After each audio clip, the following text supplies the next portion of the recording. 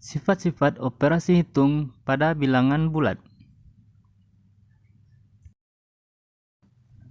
Dalam operasi hitung bilangan bulat, kita mengenal sifat komutatif, sifat asosiatif, sifat distributif. Apakah teman-teman sudah tahu apa itu komutatif, apa itu asosiatif, dan apa itu distributif? Mari kita bahas. Kita masuk sifat yang pertama, yaitu sifat komutatif, atau sering juga disebut dengan pertukaran atau perpindahan posisi. Sifat komutatif berlaku pada operasi penjumlahan dan operasi perkalian.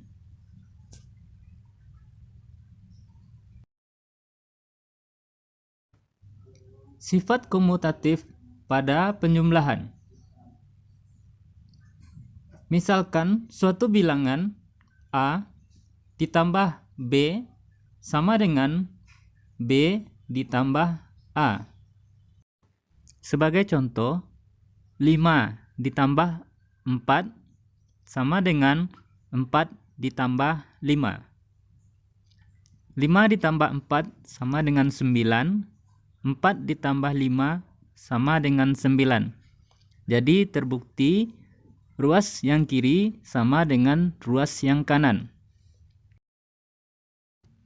Sifat komutatif pada perkalian.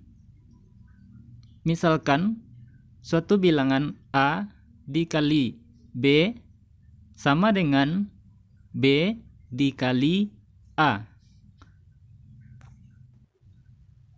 Contoh, 5 dikali 4 sama dengan 4 dikali 5. 5 dikali 4 sama dengan 20.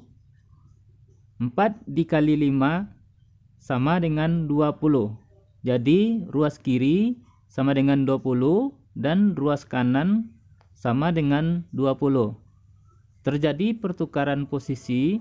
Perhatikan di ruas kiri, 5 dikali 4, dia bertukar posisi 4 dikali 5. Sekarang yang jadi pertanyaan, apakah sifat komutatif berlaku pada operasi pengurangan? Mari kita lihat. Misalkan A dikurang B, apakah sama dengan B dikurang A? Kita contohkan dalam bentuk angka. Misalkan 7 dikurang 5 sama dengan 5 dikurang 7. Coba kita lihat hasilnya. Untuk ruas kiri, 7 dikurang 5 sama dengan 2. 5 dikurang 7 sama dengan negatif 2. Jadi ruas kiri dan ruas kanan tidak sama, maka sifat komutatif tidak berlaku pada operasi pengurangan. Sifat yang kedua, sifat asosiatif atau pengelompokan. Sifat asosiatif berlaku pada operasi hitung, penjumlahan, dan perkalian. Sifat asosiatif pada penjumlahan. Misalkan suatu bilangan A ditambah B tutup kurung ditambah C sama dengan A ditambah buka kurung B ditambah C.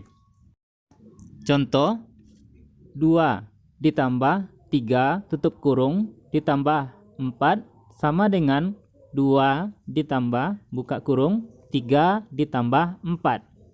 Untuk ruas kiri, 2 ditambah 3 sama dengan 5 ditambah 4 sama dengan 9.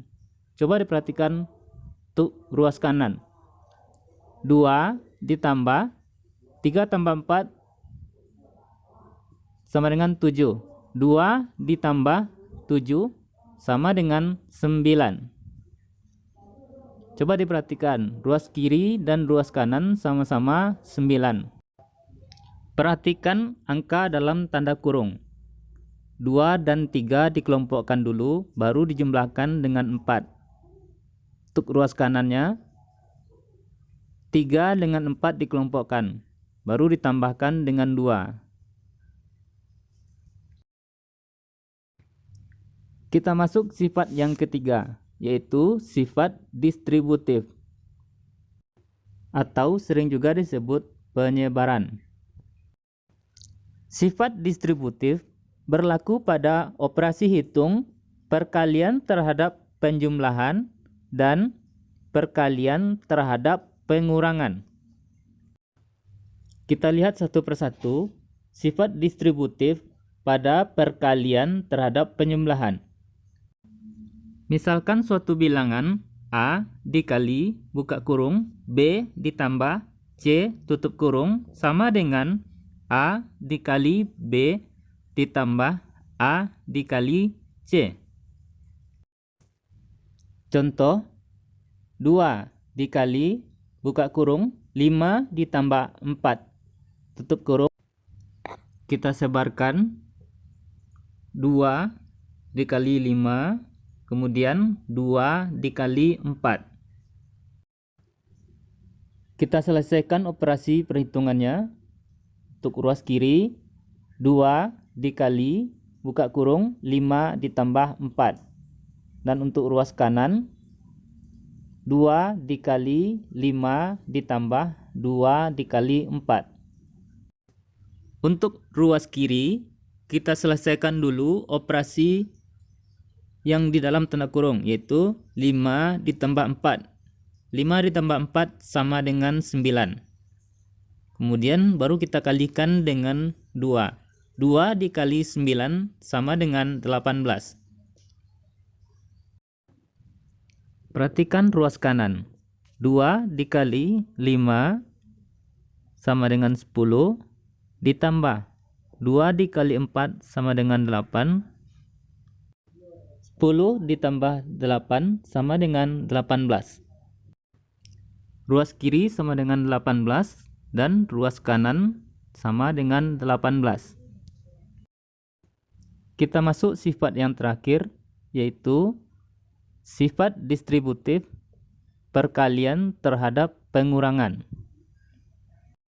Misalkan suatu bilangan A dikali buka kurung B dikurang C tutup kurung sama dengan A dikali B dikurang A dikali C.